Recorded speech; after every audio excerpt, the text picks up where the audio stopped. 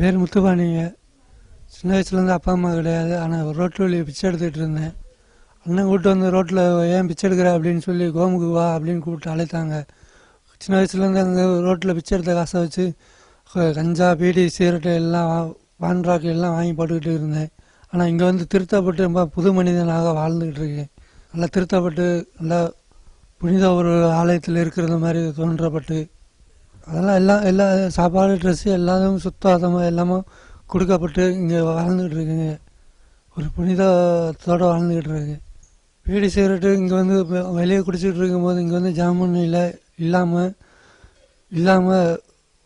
அந்த ஜாமன்றதுலேயும் ஏசாப்பா தொழுகிறதுலேயும் இங்கே அந்த பீடி சிகரெட்டு எல்லாத்தையும் மறந்து இங்கே புது மனிதனாக நல்லா வாழ்ந்துக்கிட்டு இருக்கேன்.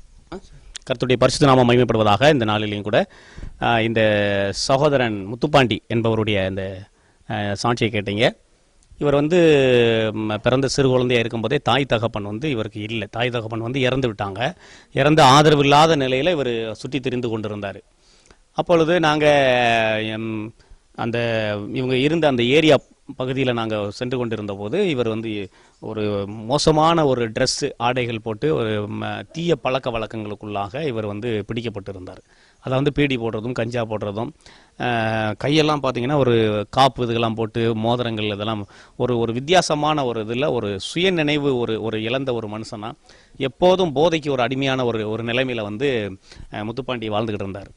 அப்போ நாங்கள் இவர் இருந்த அந்த ஊரில் பெரியகுளம், தேனியில் பெரியகுளம் இருக்குது. பெரியகுளம் போய் அங்கே உள்ள காவல்துறையினர் அதிகாரிகள் இடத்துல பேசி இவரை நாங்கள் காப்பகத்துக்கு அழைத்து வந்தோம். காப்பகத்துக்கு அழைத்து வந்து இவருக்கு நல்ல சிகிச்சை கொடுக்கப்பட்டது. நல்ல உணவு உறைவிடம் கொடுக்கப்பட்டு இன்று ஒரு நல்ல ஒரு சிறப்பான ஒரு மனிதனாக அவர் மாற்றப்பட்டிருக்கிறாரு. இந்த மகிமை வந்து ஆண்டவராகிய இயேசு கிறிஸ்துவுக்கே சொந்தமானது. ஏன் அப்படின்னா இவரால் வந்து எந்த ஒரு பழக்கத்தையும் விட முடியாத ஒரு நிலையில் இங்கே ஏறெடுக்கக்கூடிய அந்த ஜெபங்கள், அந்த ஒரு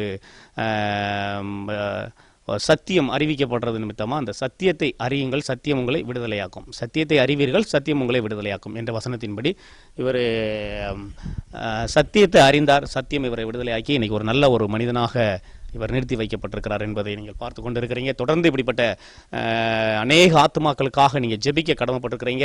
அநேகர் இது போல் ஆதரவற்ற ஒரு நிலையில் சுற்றி தெரிந்து கொண்டிருக்கிறாங்க. இப்படிப்பட்டவர்களுக்கு மறுவாழ்வு கொடுப்பதற்காக கிறிஸ்துவர்கள் ஆகிய நாம் முன் வந்து நம்முடைய ஒரு அர்ப்பணிப்போடு கூட இந்த சேவையில் நாம் செய்வோமானால் இப்படிப்பட்ட அநேக உயிர்களுக்கு நாம் ஒரு மறுவாழ்வு கொடுக்க முடியும். ஆதரவற்றவர்களுக்கு நாம் ஒரு மறுவாழ்வு கொடுக்க முடியும்.